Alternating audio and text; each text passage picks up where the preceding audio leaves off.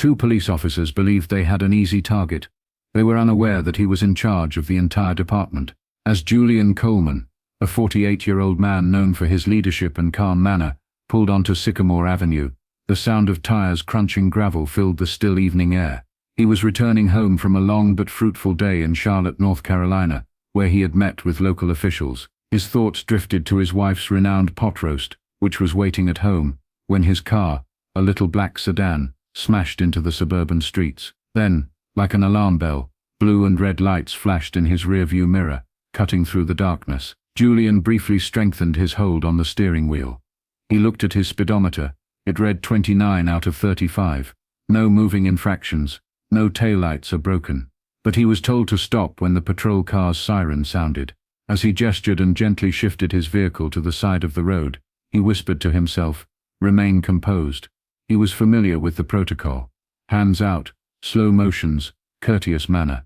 He had perfected the routine, not because he had ever done anything wrong, but rather because he had realized that looks might be everything in these circumstances. With a flashlight in hand and its beam cutting through the dark interior of Julian's automobile, the officer briskly approached his window. With his palm resting on his holstered pistol, another officer hovered close to the back bumper. "Are you rushing this evening?" With a suspicious tone, the first officer yelled. "No, sir," Julian said quietly, his tone stern but composed. "On my way home."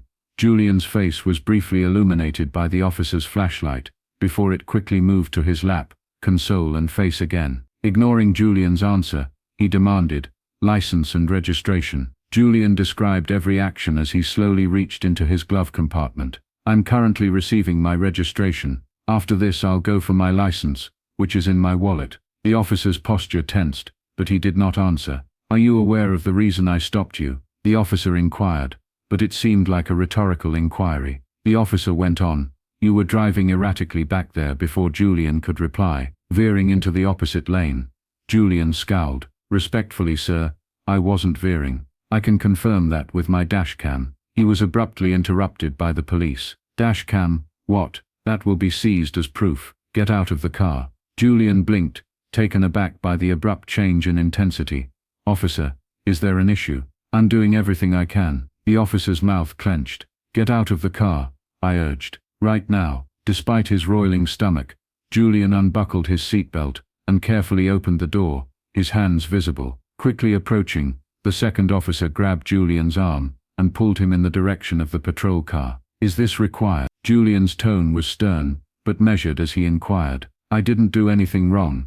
Are you resisting?" The initial officer scoffed. "Do you wish to participate in that game?" "I'm good with that." Julian felt the icy metal of the handcuffs pierce his wrists. His thoughts were racing. This was clearly profiling, not only a miscommunication. Julian looked down the street as the officers pushed him into the rear of the squad car. The light from their porch lights highlighted the shadows of a few neighbors who peered through their blinds. Nobody went outside. However, this was not the end of it. Julian wasn't going to remain silent for long, and the officers didn't know who they had just taken into custody. Julian sat rigidly in the back seat of the patrol car, which rattled a little as it moved down the street. He watched familiar sights flash by outside the window, but he wasn't paying attention to the view. Rather, he was attempting to comprehend the ridiculousness of the recent events. As if they hadn't just handcuffed and arrested a man without reason, the two officers sat up front and engaged in light-hearted talk. Officer Daniels, who was younger, looked back at Julian in the rearview mirror. "So tell me about yourself.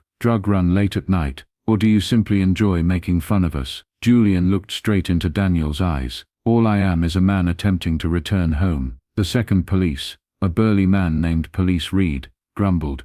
"Yeah, sure, we frequently hear that. There is always an excuse for careless driving." Julian bit his lip. It wouldn't help to argue just now. He inhaled deeply, as he considered his possibilities in his mind. He was aware of his rights. He was also familiar with the system, and there was little chance that it would work in his advantage just now. Upon reaching the precinct, the holding area was harshly glared by the fluorescent lights. Daniels took Julian's handcuffs off with a flourish that bordered on mockery. "Greetings from our modest home. You will remain here for some time. Am I being billed?" Julian rubbed his wrists and asked quietly. Reed grinned. "Once we resolve that, we'll notify you. Hold on tight." A tiny chilly holding cell was shown to Julian. The echo reverberated when the door slammed behind him. His mind was racing with ideas as he sat on the bench. After years of establishing a profession based on justice and equity, he was suddenly facing the very abuse of power that he had fought to end. Leaning behind a desk outside the cell,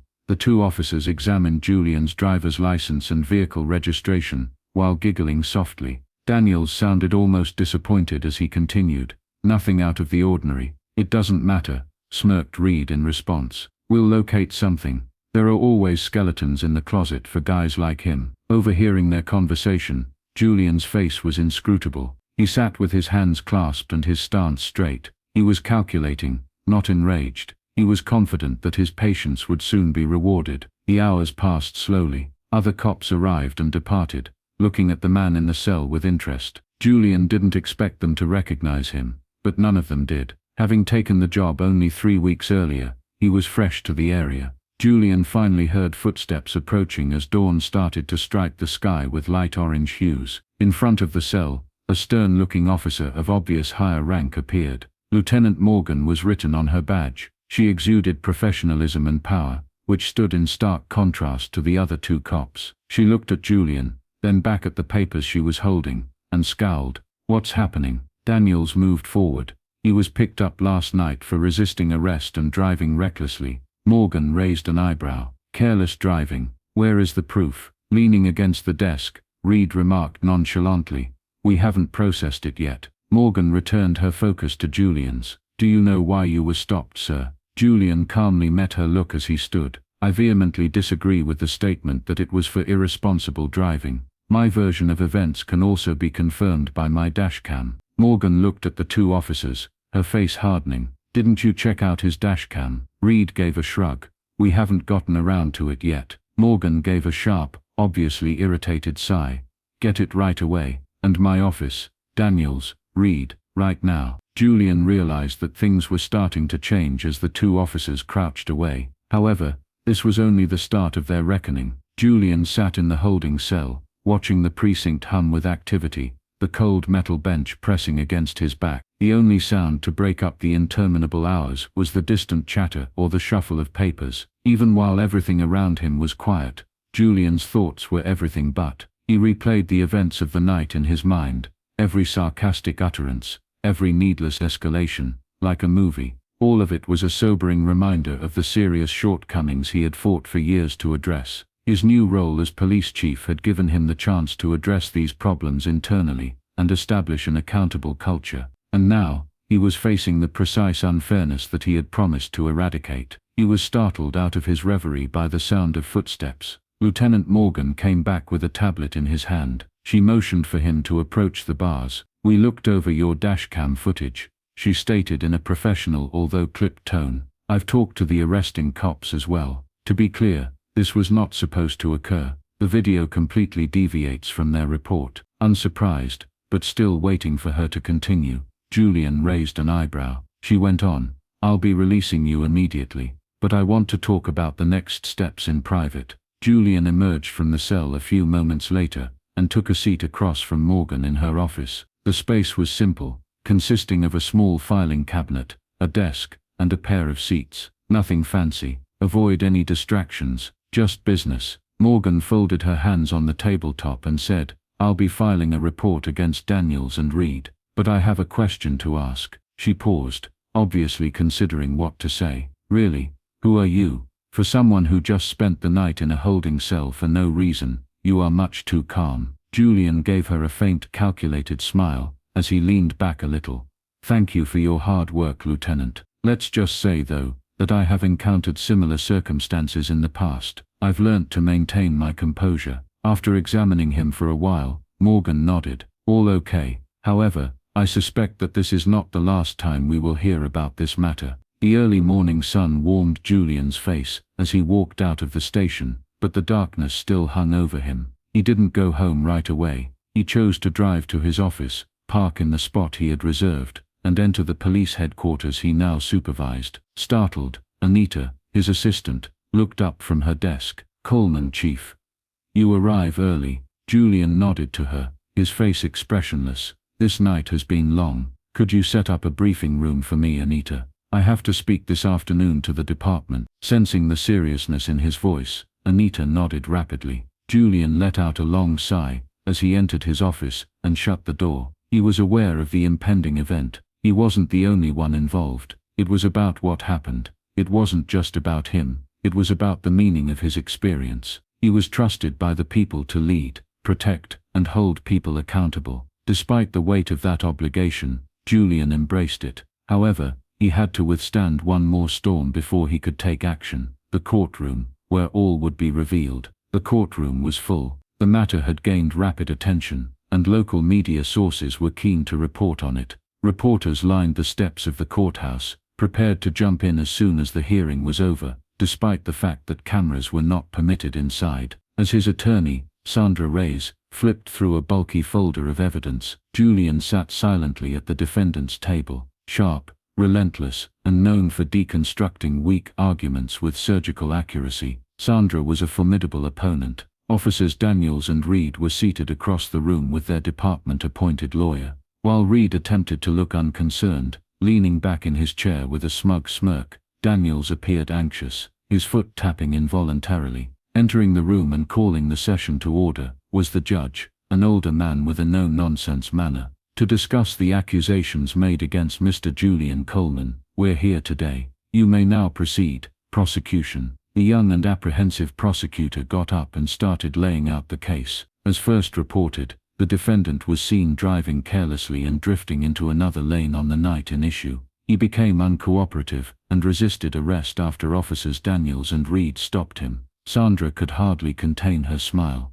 "They're walking right into it," she muttered, leaning over to Julian. Sandra took her place with assurance, her voice resonating throughout the audience. "Your Honor, in addition to being unfounded, the accusations made against my client are the direct consequence of power abuse and racial stereotyping. I would like to provide video footage that directly refutes the cops' assertions in order to demonstrate this." The magistrate gave a nod. "Go ahead." The bailiff turned down the lights and started playing the dashcam footage after Sandra gave him a signal. The video showed Julian driving calmly within his lane, with the speedometer indicating a steady 29 miles per hour, and the room became silent. Unexpectedly, the lights of the officer's patrol car, which was visible in the rearview mirror, came on. The body cam footage followed. The policeman's hostile tone was immediately apparent as the courtroom saw them approach Julian's vehicle. In the video, Daniels could be heard whispering, "Another one of them causing trouble," to which Reed laughed and responded,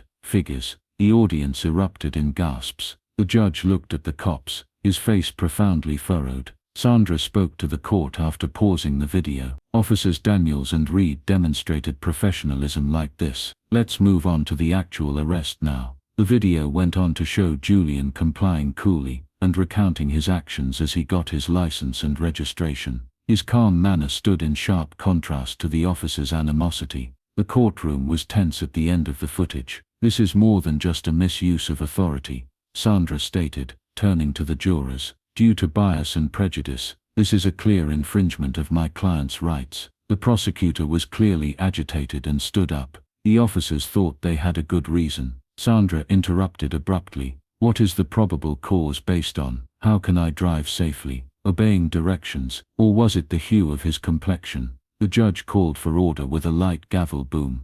"Let's maintain our focus." Sandra's statements were just as forceful, even if her voice grew softer. "Your Honor, my client has something to share with the court before we continue." Julian straightened his necktie. Before speaking to the judge, he looked around the room, looking at the cops. "I'm Julian Coleman," he said in a steady yet authoritative voice. "I am this city's chief of police. 3 weeks ago, I was sent in to oversee this division and deal with the problems you're seeing here today. I wanted the truth to emerge naturally, free from prejudice and intervention. Therefore I decided against revealing my stance too soon. And it has now." Murmurs broke out throughout the room. Daniels's face became white, and Reed's arrogance vanished in a flash. The judge demanded silence by continuously banging his gavel. "This isn't just about me," Julian went on. "This concerns a system that permits officers such as Daniels and Reed to function without being held accountable. That is now over."